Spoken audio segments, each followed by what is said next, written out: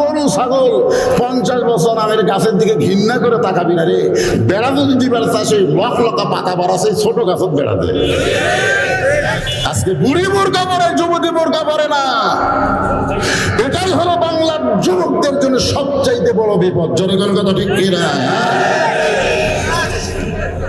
বিপদ কোনটা আর পরে ইন্নালিল্লাহ কোন জায়গা?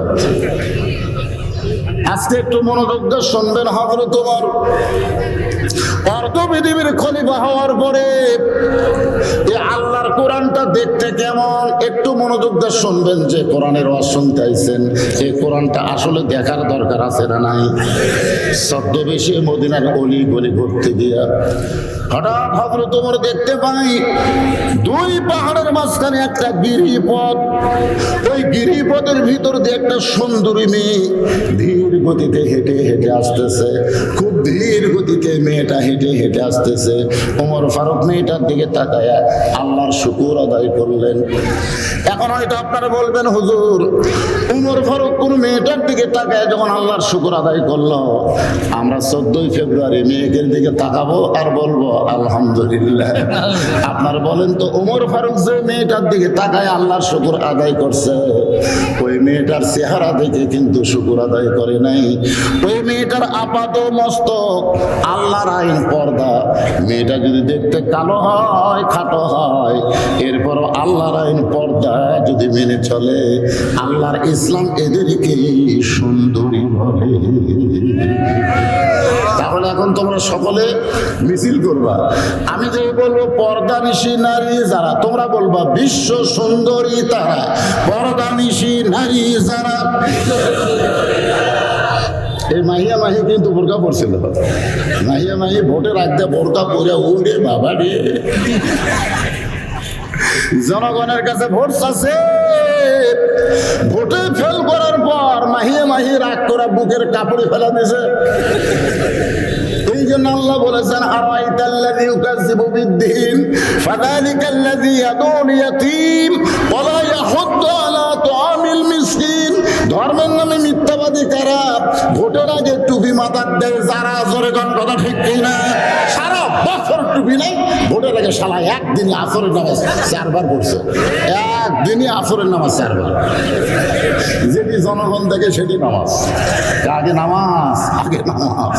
শামসা বলতেছে নেতা 4 বার হলো। নেতা বলতেছে ভোটের আগে হোক, অসুবিধা নেই।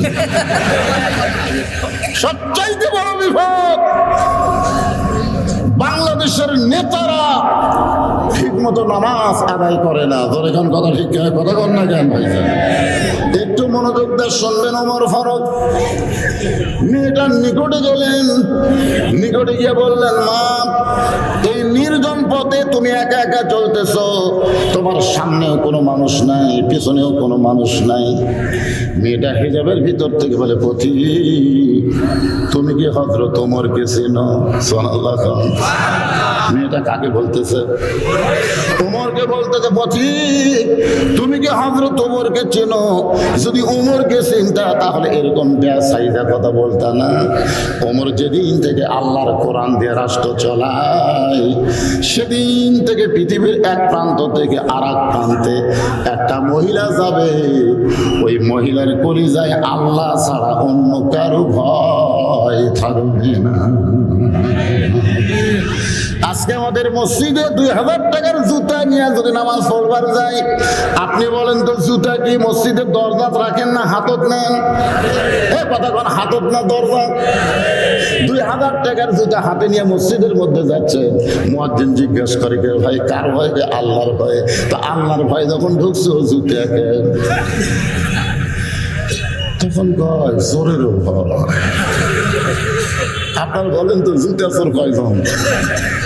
মাত্র 2টা জুতা চোর। গোটা মসজিদের তার চারিধারে ঘরে আর কয় আমাকে ভয়, আমাকে ভয়। সব জুতা ভিতরে ঢুকছে, আমাকে ভয়।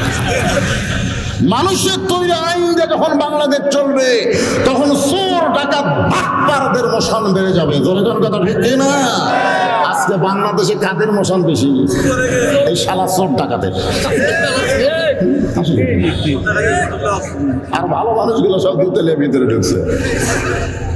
মেয়েটা বলতে যে পথিক হযরত ওমর আল্লাহর কোরআন দিয়ে যখন রাষ্ট্র চালায়, পৃথিবীর এক প্রান্ত থেকে আর এক প্রান্তে একটা মহিলা যাবে, ওই মহিলার কলিজায় কেবলমাত্র আল্লাহ ছাড়া অন্য কারো ভয় থাকবে না। যুবকেরা তোমরা আমার সঙ্গে সকলে বলো, সেদিন ষোড়শী নির্জন পথে যাবে। কি কথা যাবে না?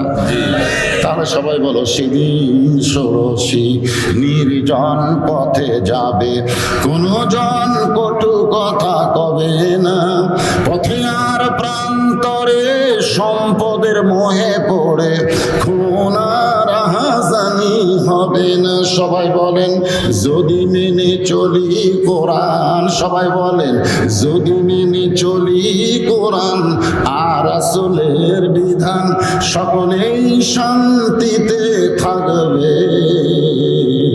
বাংলার আকাশে কলেমার পতাকা সেদিন দুলবে। ওমর ফারুক বললেন, মা আলহামদুলিল্লাহ তোমার কথা ঠিক আছে, কিন্তু তুমি যে ধীর গতিতে চলতেছ, তোমার চাল চলন দেখে মনে হয় তোমার মধ্যে কোনো দুঃখ আছে। মেয়েটা বলে, পথিক আসলে আমি একজন দুঃখী নারী, আজকে 6 দিন হলে হযরত ওমরকে আমি খুঁজে বেড়াই। জোরে বলেন, কয়দিন? আসলে আমি একজন দুঃখী নারী, আজকে 6 দিন হলে হযরত ওমরকে আমি খুঁজে বেড়াই। ওমর ফারুক বলে, মা তুমি কি ওমরকে চেনো? যে ওমর হলো অর্ধ পৃথিবীর কলিজা, সেই উমরকে তুমি 2 পাহাড়ের মাঝখানে খুঁজতেছ। উমরকে যদি পাবার চাও তাহলে বঙ্গভবনে যাও, গণভবনে যাও, রাষ্ট্রভবনে যাও। সেই ভবনে না গিয়া এই 2 পাহাড়ের মাঝখানে উমরকে খুঁজতেছ। উমর কি গরু ছাগল নাকি? মেয়েটা বলে, পথিক রে তুমি জানো না, আল্লাহর কোরআন দিয়ে যখন রাষ্ট্র চলবে তখন নেতা খোঁজা লাগবে না, নেতারাই দুঃখী মানুষকে খুঁজে বেড়াবে। আমাদের বাংলাদেশে ভোটের আগে এই চরিত্র হয়। একজন নেতা ড্রাইভারকে বলছে গাড়ি থামা, তো ড্রাইভার গাড়ি থামাই বলতে, স্যার কি জন্যে? বলো একটা মানুষ আসতেছে, চোখে পড়ে না। ড্রাইভার বলে, তো ফকির, এর ভোটের আগে ফকির কিনে দেবে। গাড়ির থেকে নামে সালাম দিচ্ছে, চাচা আসসালাম আলাইকুম, ফকির ফেলে চারিদিক টাকা। নেতা বলে, চাচা কি দেখেন? বলে, কাকে সালাম দিলা? এখানে তো কোনো মানুষ নেই বাবা। আপনারা সালাম দিলাম, ভিক্ষা করে খায়। ভোটের আগে আপনিও যান। নেতাগুলা তো ভোটের আগে ভাবাই বিসমিল্লাহির রহমানির রহিমও কবার পারে না। ধরে কোন কথা ঠিক কিনা? বিসমিল্লাহির রহমানির রহিম, তাহলে এই শালাকে আমার এমপি বানাতে। ধরে কোন ঠিক মতো বিসমিল্লাহ কবার পারে না। তোরা আমার নেতা না লেতা রে। এইবার একজন ফেল মারাতে আমি 6 রাকাত নামাজ পড়ি, বুঝলেন? যার নাম হলো বেগম মমতাজ। আল্লাহর ওলি আহমদ শফিকে এই 2 টাকার মমতাজ তেতুল হুজুর করছে। আল্লাহর বান্দার একটু মনোযোগ দিয়ে শুনবেন। মেয়েটা বলে, পথিক আল্লাহর কোরআন দিয়ে যখন রাষ্ট্র চলে তখন নেতা খোঁজা লাগবে না, নেতারাই দুঃখী মানুষকে খুঁজে বেড়াবে। কোরআন দিয়ে যখন বাংলাদেশ চলবে কোনো গরিব মানুষকে ধনীর বাড়ি যাওয়া লাগবে না, বরং ধনীরাই গরিবের দরজায় যাবে। আল্লাহর কোরআন দিয়ে যদি বাংলাদেশ চলে সমস্ত প্রাইমারি বন্ধ হবে, হাফিজি মাদ্রাসাকে সরকারি করা হবে। ধরে কোন কথা না? এই শালা আকডম বাগডম ঘোড়াডম সাথে ঢাকঢোল লোক সাঁতার বাজে, এই মিথ্যা শিক্ষিত 5 গেলে 50,000 টাকা বেতন চাপাত চাকরি দিয়ে বন্ধ করে দিবি। ধরে কোন কথা? খায়রুকুম মান তাআল্লামাল কুরআন ওয়া আল্লামা। রাসূল বলেছেন ওই শিক্ষাই হলো সবচেয়ে দামি শিক্ষা। যে শিক্ষা গ্রহণ করে এবং করায় সে হলো সবচাইতে সম্মানিত শিক্ষা। জোরে জোরে সুবহানাল্লাহ। আইরে আই দিয়ে লাই ভরা দিয়ে নালে গেল বোয়াল মাছে, তাই না দেখা বদর নাছে। এখন আবার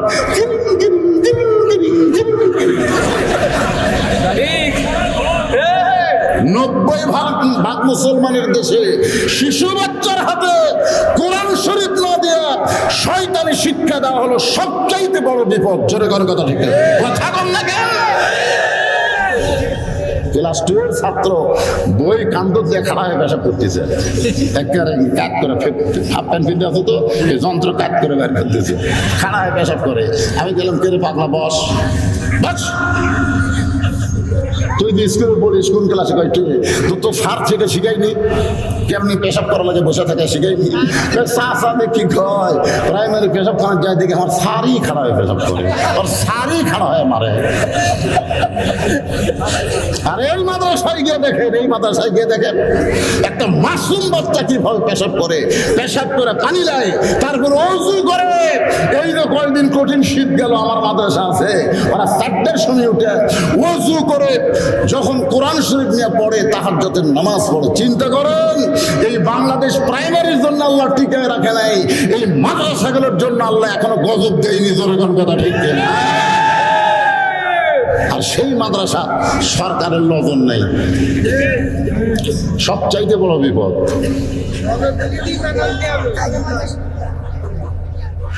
বিপদের আয়াত খেয়াল আছে না? মনে হয়ে গেছেন? তাহলে আর একবার পড়েন। আপনারা কি বিরক্ত হচ্ছেন? আমি কিন্তু নিয়ত করেছি যে আজকে আমার এই আপনাকে চুয়াডাঙ্গায় শেষ ওয়াজ, কারণ আমি এত অসুস্থ ভাই, আমি আর জীবনে কোনোদিন আসবার পারবো না। আজকে তখন আসেই সারছি, বেশি বেশি না। ইন্নালিল্লাহর উপর একটা কমপ্লিট ওয়াজ হবে। বিপদ কাক কয়, আর আমরা মানুষ বললে কেন ইন্নালিল্লাহ পড়ি, এটা জানার দরকার আছে না নাই? মুসা আলাইহিস সালাম বলছে মৃত্যুকে পছন্দ করার 5 কারণ, 3 কারণের মধ্যে 2 কারণের মধ্যে ওয়াজ হচ্ছে। আমার মায়েরা যারা পর্দার অন্তর আছেন, আমার মায়েরা চিন্তা করতে যে হুজুর আমাদের কি কোনো ওয়াজ করবেন না? আমি মা বোনদের জন্য 4টা মিনিট ওয়াজ করে আবার আপনাদের কাছে ফিরে আসবো, অসুবিধা আছে? গভীর রাত্রে মা খাদিজাতুল কুবরা আল্লাহ নবীর হাত ধরে কাঁদতেছে। রাসূল বলে, খাদিজা আমি নবী ঘুম পাড়ি, আপনি কেন কাঁদতেছেন? খাদিজা বলে, ইয়া রাসূলুল্লাহ যে কোনো সময় আমার মৃত্যু হবে, মরার আগে আমার কোনো ভালো খবর কি আপনি দিবেন না? রাসূল বলে, খাদিজা এই দুনিয়াতে 10 জন পুরুষকে আল্লাহ জান্নাতের সার্টিফিকেট দিয়েছে, আবার 10 জন নারীকেও আল্লাহ জান্নাতের সার্টিফিকেট দিয়েছে। পুরুষের মধ্যে 1 নম্বর হলো আবু বকর, আর নারীদের মধ্যে 1 নম্বর হলো খাদিজাতুল কুবরা। তাহলে পুরুষের মধ্যে 1 নম্বরকে জোরে বানায়েন, আর নারীদের মধ্যে 1 নম্বর হলো খাদিজাতুল কুবরা। মা খাদিজা মুস্কি মুস্কি হাসতেছে। রাসূল বলে, খাদিজা আপনার হাসার কারণ কি? বলে, আমি 1 নম্বর জান্নাতি, এ কারণে আমার আনন্দ লাগতেছে। এগুলো আবার কি এত সিটি করে?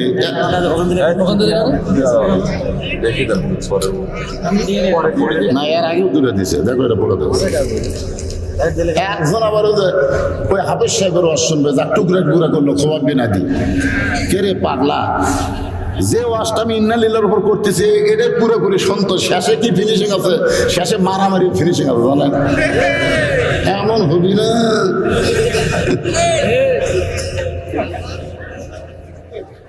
হ্যাঁ, আহলে হাদিসের আব্দুর রাজ্জাক নাই, শাইখ আহমদুল্লাহ, এরা ওয়াজ করবে গেলে খালি প্রশ্ন।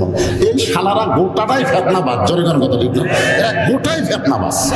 এই গেলি তুমি তার আগে 8 রাকাত না, চাপাত খালি জুতের বাড়ি শালারা। রমজান মাসে একটা নফল পড়লে একটা ফরজের সব, জরিগান কথা ঠিক কিনা?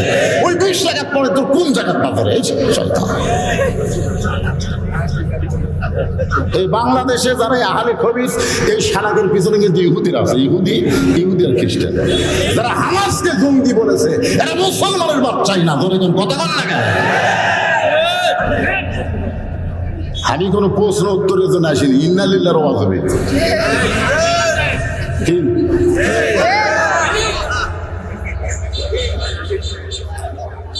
একটু মনোযোগ দিয়ে শুনবেন। হযরত ওমর মেয়েটাকে বলতেছে, মা তুমি যে কষ্ট নিয়ে চলতেছো।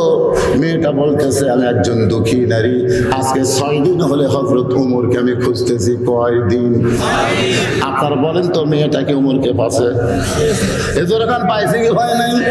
ওমর ফারুক বললেন, মা তুমি যে ওমরকে 6 দিন হলে খুঁজতেছো দুঃখের কথা বলার জন্যে, আমি হইলাম সেই ওমর। সুবহানাল্লাহ। তা আসতে বলেন কেন? মেয়েটা বলতেছে, আমিরুল মুমিনিন, আপনি যদি সেই উমর হন তাহলে চোরের মতন একা একা কেন ঘুরতেছেন? আপনার কি চামচা নাই? জোরে কোন কি নাই? চামচা বোঝেন না? যাই যত বড় নেতা তার পিছনে তত চামচা আছে না নাই? হযরত ওমর কি বাংলাদেশের প্রধানমন্ত্রীর মতো? বাংলাদেশের মতন ৯৬টা, ধরে কোন কয়টা? ৯৬টা দেশের খলিফা একা একা চোরের মতন ঘুরতেছেন, আপনার কি চামচা নাই? ওমর ফারুক বলে, মা, চামচা পালার টাকা কোথায় পাবো? কারণ চামচা পালবার গেলে জনগণের সম্পদ মারা চামচা পালতে হয়। আমার এলাকার এক লোক লেখা আছে 10 কেজি, বুঝলেন? বিজেপি কার্ডের চাউল লেখা আছে কয় কেজি? মাপা হচ্ছে 800। তুই এখন চেয়ারম্যানের কাছে গেছে লোকমা দিবে, চেয়ারম্যান দেখবেন, চেয়ারম্যান সাহেব লেখা আছে 10 কেজি, মাপা 800। তখন চেয়ারম্যান বলতেছে, এর নাম কাটে দিতে। তখন জোর হাত করে বলতেছে, স্যার যা দিচ্ছেন তাই তার নাম কেটে দেবে না। চেয়ারম্যান বলে, তোর যদি 2 কে দেবে না আমারই চামচা পাল মুখ থেকে রে। আজকে বাংলাদেশে খেয়াল করে দেখবেন, যেই নেতার পিছনে যত চামচা ঘুরে বুঝবেন ওই নেতাই জনগণের হক মারে। জনগণ কথা কন না কেন? অর্ধ পৃথিবীর একজন খলিফা, তার কোনো র‍্যাব নাই, পুলিশ নাই, চামচা নাই। ইন্নামাল মুমিনুনা আল্লাযীনা ইযা যুকিরাল্লাহু ওয়াজিলাত কুলুবুহুম ওয়া ইযা তুলিয়াত আলাইহিম আয়াতুহু যাদাতুহুম ঈমানা ওয়া আলা রাব্বিহিম ইয়াতাওয়াক্কালুন।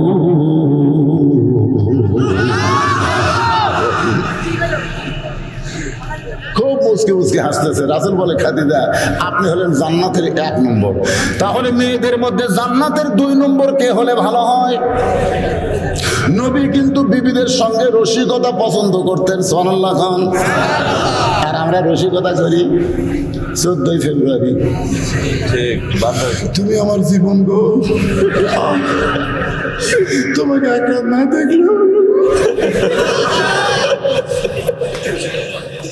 যে রসিকতা প্রেমিকার সাথে করেন, ওই রসিকতা নিজের বিবির সঙ্গে করেন, 7টা পরিমাণ সওয়াব আল্লাহ দান করে দিবে। জোরে কোন সুবহানাল্লাহ।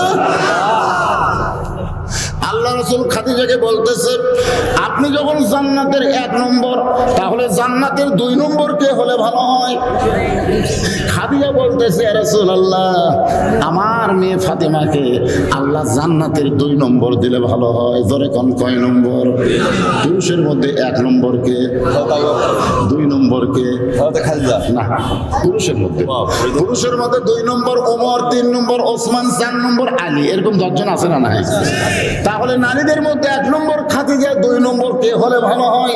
খাদিজা বলতেছে, ইয়া রাসূলুল্লাহ, আমার কলিজার টুকরা ফাতেমাকে আল্লাহ 2 নম্বরে রাখলে ভালো হয়। আল্লাহ রাসূল বলে, খাদিজা, আল্লাহ আপনাকে 4টা মেয়ে দিয়েছে। ধরে কোন কয়টা?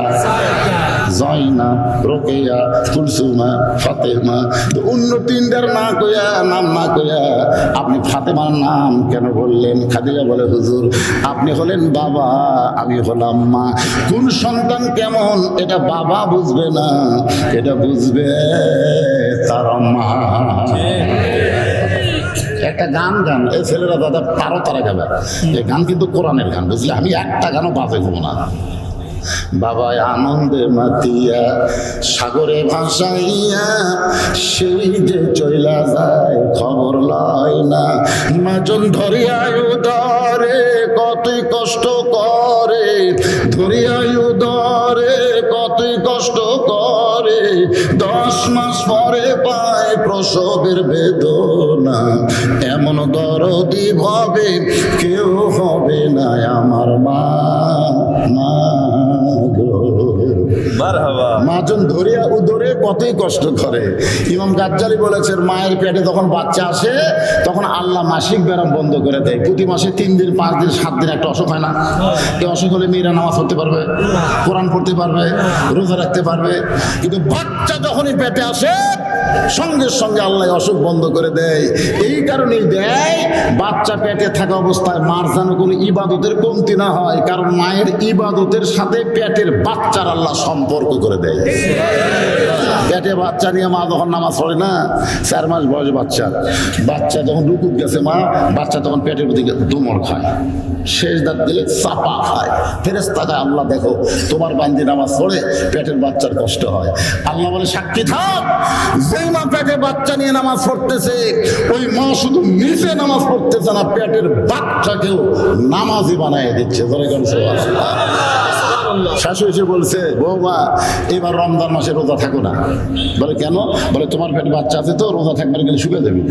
বৌমা বলতেছে আম্মা আপনি তাহলে কাগজ কলম নিয়ে আসেন। শাশুড়ি কাগজ কলম দেন, আপনি লিখে দেন যে আগামী রমজান পর্যন্ত আমি বাঁচবো, সেই গ্যারান্টি আছে, লিখে দেন। শাশুড়ি সেরে দেওয়া যায় তো, দেওয়া যদি না যায় এর জন্য আমি রোজা বাদ দেবো, এই মুড়ে পাউস হয়ে যায়, আমি রোজা বাদ দেবো না। পেটে বাচ্চা নিয়ে মা যদি রোজা রাখে, মায়েরও খাওয়া হয় না, পেটের বাচ্চারও খাওয়া হয় না। ওই বাচ্চা দুনিয়াতে এসে হোটেলের দরজা কারো দরজা দিয়ে কোনোদিন রোজা নষ্ট করবে না। জোরের কথা ঠিক না? এইগুলো একটা খ্রিস্টান নেপোলিয়ান বলেছে ভালো একটা সন্তান চাইলে ভালো একটা মায়ের দরকার রে। এই যে কোরআনের মাহফিলে যারা বসে আওয়াজ শুনতেছেন এরা হলো ভালো মায়ের সন্তান, আর যারা সাইড মারতেছে ওই যে ঘুরতেছে, ওই তখন মায়ের পেটত আসছিল, মা পেটত দেখো ওটা পাড়া ঘুরিছে, ওই পেটের মধ্যেই ঘুরুনি বেড়া পাশে ওই বেড়ে এসে কোরআনের মাহফিলে বেশিক্ষণ বসবার পারে। এখন কারা কারা ভালো মায়ের সন্তান এখানে বোঝা হবে।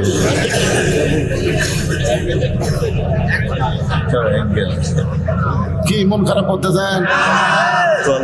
কেবল 12টা বাচ্চা না কয়টা বাচ্চারা? আরে হোক মানে শেষ ওয়াজ। আপনারা আমাকে 100 টাকা দিয়ে আসবেন, বুড়া মানুষ আসতে আমার মা ভাই গেছে ভাই পেটের দাম হাই হাই, কখন সুতি কখন বসি, রাস্তা শেষ হয়ে যাবে।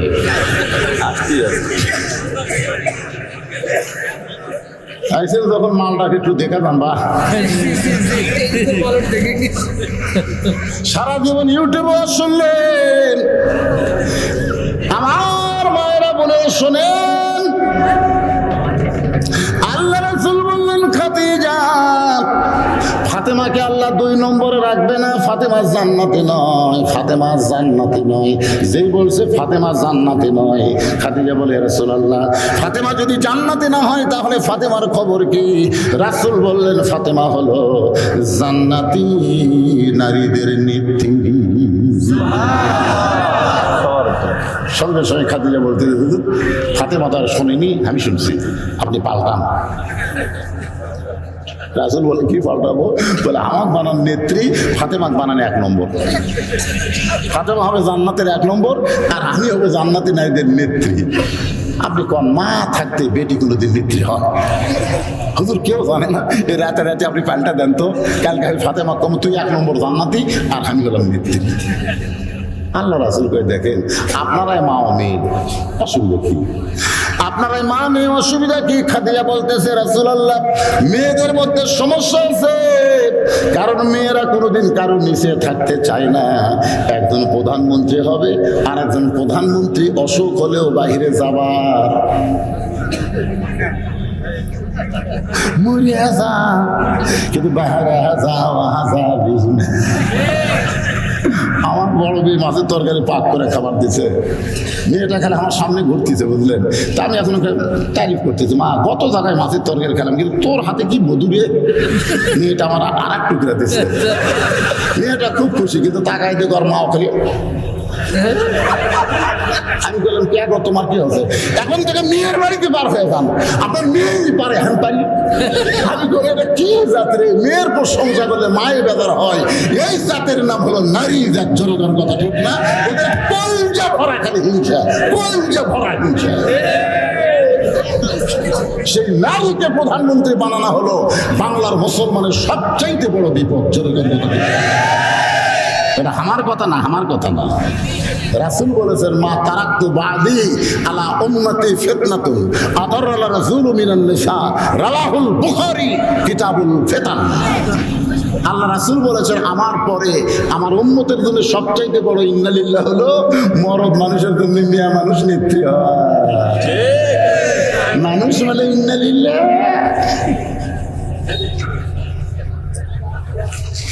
আল্লাহর বান্দার একটু মনোযোগ দিয়ে শুনবেন। খাদিজা বলতেছে রাসূলুল্লাহ, ফাতেমারে আপনি এক নম্বর জান্নাতে বলেন, আমার নেত্রী বানান। আল্লাহ রাসূল বলে খাদিজা মা ইয়ানতিকু, বলেন মা ইয়ানতিকু আনিল হাওয়া ইন হুয়া ইল্লা ওয়াহয়ুন ইউহা। আমি রাসূল কিছুই বলতে পারি না, আমি যা কিছু বলি আমার আল্লাহই বলা। খাদিজা বলে হুজুর তাহলে ফাতেমা এক নম্বর জান্নাতি নারীদের নেত্রী হওয়ার কারণ কি? শোনেন, কি বিরক্ত হচ্ছেন? ফাতেমা জান্নাতি নারীদের নেত্রী হওয়ার কারণ কি? আল্লাহ রাসূল বলে কারণ হলো দুইটা। ধরে কোন কয়টা? এক নম্বর কারণ হলো খাদিজা আপনি বলেন তো কত বছর বয়সে ঈমান গ্রহণ করছেন? খাদিজা বলতেছে 55 বছর বয়সে। রাসূল বললেন ঈমান গ্রহণ করার আগে আপনি কি ছিলেন? খাদিজা বলে আমি কাফের ছিলাম। আল্লাহ রাসূল বলে খাদিজা তাহলে 55 বছর আপনি কুফরি হালে কাটাইছেন, এখন বলেন তো আপনার ফাতেমা কত বছর বয়সে ঈমান গ্রহণ করছে? খাদিজা বলতেছে জান্নাতি, আমার ফাতেমা জান্নাতি হয়ে জন্ম নিয়েছে। তাহলে এক নম্বরে কে জিতলো? জোরে কোন নাম কোন, কে জিতলো? ফাতেমা। জোরে কোন কে জিতলো? আল্লাহ রাসূল বলে খাদিজা আপনার নাকের সাইজ, মুখের সাইজ, দাঁতের সাইজ, আপনার গায়ের রং দুনিয়ার কত পুরুষ বলবার পরে আপনি কি হিসাব জানেন? খাদিজা বলতেছে রাসূলুল্লাহ 25 বছর বয়সে যখন আপনাকে স্বামী হিসেবে গ্রহণ করলাম ওই সময় মক্কার সবচাইতে ধনবতী রমণী আমি ছিলাম। এই ধনবতী হওয়ার পেছনে কারণ হলো আমার অনেকগুলো ব্যবসা বাণিজ্য ছিল। এই ব্যবসা বাণিজ্য চালাইতে গিয়ে হাজার হাজার পুরুষের সঙ্গে আমার লেনদেন হয়েছে। আমার নাকের সাইজ, মুখের সাইজ, গায়ের রং দুনিয়ার বহু পুরুষ বলতে পারে। রাসূল বলে খাদিজা এখন বলেন তো আপনার ফাতেমার নাকের সাইজ কেমন, ফাতেমার গায়ের রং কেমন, ফাতেমার দাঁতের রং কেমন, এটা দুনিয়ার কত পুরুষ বলতে পারে? খাদিজা বলতেছে রাসূলুল্লাহ বলেন কি, যেদিন ফাতেমা জন্ম নিয়েছে আমি মা হইয়া তাকায় দেখি, আমি মা হইয়াও ফাতেমার ইজ্জত দেখতে পাই না। ফাতেমা দুইটা হাত দিয়া তার ইজ্জত ঢেকে পর্দার মধ্যে জন্ম নিয়েছে। রাসূল খাদিজার কপালে চুম্বন দিয়ে বলে খাদিজা রে, শুধু পর্দার মধ্যে ফাতেমা জন্ম নেয়নি, ফাতেমা পর্দার মধ্যে বড় হবে। এই ফাতেমা পর্দার ভিতরে একদিন দুনিয়া থেকে বিদায় নিবে। গভীর রাত্রে হযরত আলীকে বুকের মধ্যে নিয়ে ফাতেমা কান্দে। আলী বলে বিবি রে কান্দার কারণ কি? ফাতেমা বলে স্বামী গো আমার দোয়া আল্লাহ কবুল করেছে। আলী বলে দোয়া কবুল হওয়া খুশির কারণ কান্দো কেন? বলে ও গো স্বামী আজকে গভীর রাত্রে আল্লাহ আমার দোয়া কবুল করে পর্দার মধ্যে মৃত্যু হবে। যেই বলছে পর্দার মধ্যে মৃত্যু হবে, গাছের গুলো কাটলে গাছটা যেমন ঠাস করে পড়ে যায়, হযরত আলী তেমনি পড়ে গেলেন ঘরের মাঝে। মা ফাতেমা মুস্কি মুস্কি হেসে স্বামীর মাথাটা উরাতের উপরে নিয়ে কবরে একটা চুম্বন দিয়ে বলে স্বামী গো এমন করে আপনি কাঁদবেন না, কারণ আসলে যাইতে হবে। এই দুনিয়া কেউ থাকার জন্য আসে নাই, আসলে যাইতে হবে। আমি বিদায় নেওয়ার পরে আমার 3টা চাওয়া আপনি পুরো করবেন। 1 নম্বর চাওয়া হলো রাতের অন্ধকারে আমাকে কবর দিবেন। আমার 2 নম্বর চাওয়া হলো আমার জানাজার কোনো ব্যবস্থা করবেন না। আমার 3 নম্বর চাওয়া হলো আমার লাশটা খাটনিতে তুলবেন না, কারণ 4 জন মানুষ খাটনি কাঁধে নিলে ফাতেমার দেহের ওজন তারা বুঝতে পারবে। আমার বাবা যদি থাকতো মরা মেয়ের লাশের খাটনি আমার বাবা কাঁধে নিত। আমার হাসান হোসেন যদি বড় হইতো মায়ের লাশের খাটনি কাঁধে নিবার পারতো। ওগো স্বামী আমি আপনি শুধু কান্দে করে নিয়ে জান্নাতুল বাকির পূর্ব কোণায় সবুজ রঙের একটা বাতি জ্বলবে, ওই বাতি বরাবর আমাকে দাফন করবেন। হযরত আলী গভীর রাত্রে দাফন করার পরে আল্লাহকে বলে, আল্লাহ তোমার পর্দা নিশি দুনিয়া থেকে বিদায় নিল, তুমি তাকে কবুল করে নাও। এ দোয়া করার সঙ্গে সঙ্গে তাকায় দেখে সামনে কয়েকটা পুরাতন কবর দেখা যায়। এই মাত্র ফাতেমার কবর, সেই নতুন কবর আর দেখা যায় না। আলী কান্দের বলে, এখনই ফাতেমার দাফন করলাম, এখনই কবর দিলাম, সেই নতুন কবর গেল কোন জায়গায়? আল্লাহ বলে, আলী রে, আমার ফাতেমা পর্দা নিশি আমি তোমার সামনে জোহরা ডিগ্রি দিয়া ফাতেমার কবরটাকে কিয়ামত পর্যন্ত পর্দা করে দিয়েছি। আমার মায়েরা যারা পর্দার অন্তর আছে, আপনাদের 1 নম্বর আমল হলো পর্দা মা। যদি ফাতেমার নেতৃত্বে জান্নাতে যাওয়ার চান, পর্দা ছাড়া যাওয়া যাবে। পর্দার কথাটা আপনার কবেন, এর নাম হলো শূন্যস্থান পুরা করা। পর্দা ছাড়া যাওয়া যাবে, এই পর্দার ব্যবস্থা মেয়েরা করবে না, পুরুষদেরকেই করা লাগবে। ধরে কোন ঠিক কিনা? এরকম এরকম ওটা বসা দেখলে আমার মেজাজ খারাপ হয়ে যায়। না না না, শোনেন, আমি একটা ডায়াবেটিস রুগীর ভাই, ডাক্তার আমাকে কইছে 1 ঘন্টা পর পর আপনি পেশাব করবেন, কারণ যখন ওয়াজ করেন ওয়াজের ঝাঁকিতে আপনার পেশাবের থলে ভরে যায়। তো 1 ঘন্টা পর পর পেশাব করলে আপনার কিডনি ভালো থাকবে। তা আমি চিন্তা করলাম, ডাক্তারকে বললাম, ডাক্তার সাহেব 1 ঘন্টা পর পর যে পেশাব করলে জনগণ হত্যা দিবি, তো তার দরকার ওয়াজ বন্ধ করে দেন। বিশ্বাস করেন, ডাক্তারের কথা মতো প্রথম যেদিন, এটা 2017 সাল, প্রথম যখন ওয়াজ শুরু করলাম 1 ঘন্টা পরে আমার পেশাব লাগলো। সেই রকম আমি কোরআন শরীফ হাতে নিলাম, নিয়ে বললাম, আল্লাহ তোমার কোরআনের সূরা হলো সূরাতুশ শিফা, তুমি বলেছো নুনাজ্জিলু মিনাল কোরআনি মা হুয়া শিফা ওয়া রাহমাতুল লিল মুমিনিন। এই কোরআন যদি যাবতীয় রোগের ঔষধ হয়, পেশাব লাগছে আমি জামু না। এইভাবে কোরআনটা বুকে ধরলাম, 2-4 মিনিট আমার কটকট করলো, তারপরে ওই যে ঠান্ডা হয়ে গেল। এখন ঘন্টার পর ঘন্টা ওয়াজ করি, আমাকে আর পেশাব লাগে না। আজকে যারা এই পেশাবের দোহাই দিয়ে উঠে যাচ্ছেন, যান, আপনার বউ আপনার কাছে থাকবে না।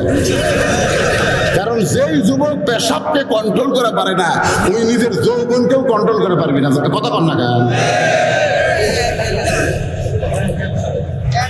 না না, অ্যাঞ্জেলে কি যদি আপনারা কল হুজুর ভালো লাগছে শেষ করো, 12টা বাজে ওয়াজ করা লাগবে, কোন হাদিস আছে? এই যে বিজ্ঞাপনের তারিখ কয় তারিখ দেখেন তো, বিজ্ঞাপনের তারিখ কত? 14 আসা। এই যে আমার ঘড়ি দেখেন, এই যে এই ছাদের মধ্যে দেখেন 15 লেখা উঠছে।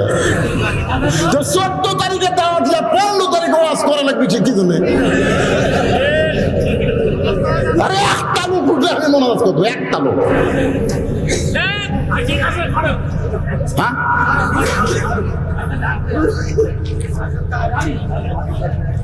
ও আমাদের লাইন হতে আর জবাব দিল না।